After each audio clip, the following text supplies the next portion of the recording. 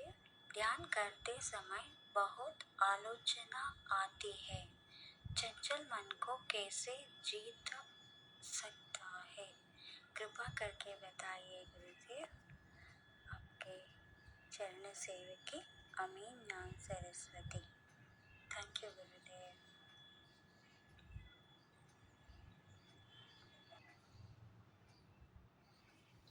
प्रणाम आपको। ऑडियो में आवाज बहुत कम है, इसलिए आपको शायद आवाज नहीं आ रही होगी। मैं साधिका का प्रश्न दोहरा देता हूँ। ध्यान करते वक्त मन में आलोचना आती है, संदेह, आलोचना पैदा होती है और मन बहुत चंचल है। क्या करा जाए? दोनों बातों को समझ लें।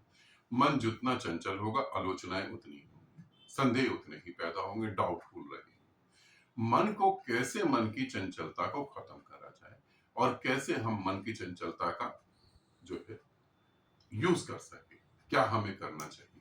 यहाँ एक छोटा सा प्रयोग बता रहा हूं और मन का एक छोटा सा स्वभाव बता रहा हूं। कम शब्दों में, आप समझदार हैं, समझ सकते हैं।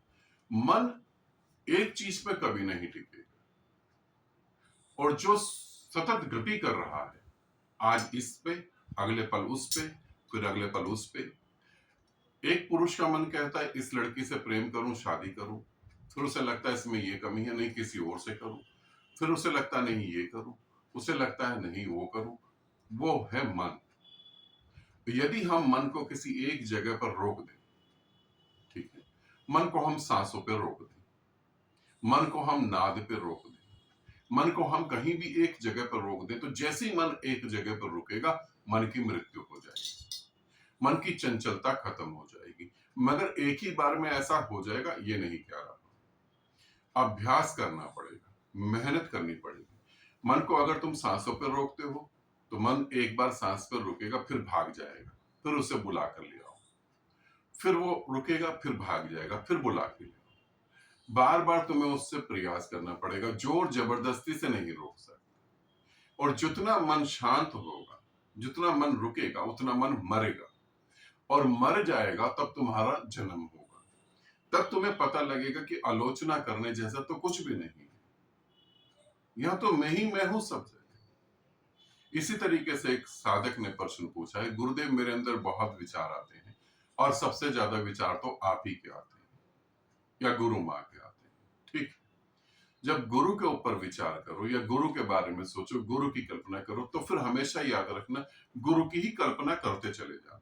वो बुरा नहीं है, मगर बुरा क्या है, अभी गुरु की कल्पना कर रहे हैं, फिर पत्नी भी आ गई, फिर बच्चे भी आ गए, फिर समाज भी आ गया, फिर कुछ और भी आ गया, फिर बिजनेस भी आ गया, फिर किसी ने पैसे उधार ले रखे हैं वो भी आ गए, फिर किसी से जो है पैसे उधार लेने हैं, बहुत कुछ, फिर बीमारियां, डॉक्टर, पता नहीं क्या क्या आ गया। ये गलत है। यदि गुरु पे विचार कर रहे हो, गुरु पे कल्पना कर रहे हो, तो गुरु पे कल्पना करो 15 मिनट, 20 मिनट, 1 घंटा, उसके बाद फिर औरों पे करो। इस तरीके से तुम मन के पार जा सकते हो। 2 प्रयोग बता रहा हूं। गुरु के प्रति विचार आते हैं तो फिर गुरु में ही डूबो, किसी और में नहीं डूबो।